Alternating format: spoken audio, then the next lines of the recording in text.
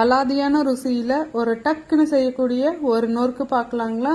இதுக்கு சின்ன வெங்காயம் ஒரு 4-5, ஒரு பச்சை மிளகாய், கொஞ்சமா வறுத்து தோலை நீக்கின நிலக்கடலை, இது கூட உப்பும் தேங்காய் எண்ணெயும் தேவைப்படும்.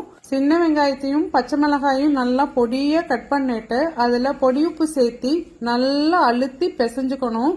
அதுக்கப்புறம் இதைய ஒரு பவுல்ல சேர்த்திட்டு தேங்காய் எண்ணெய் 1 ஸ்பூன் விட்டு அதையும் நல்லா கலந்துக்கோங்க.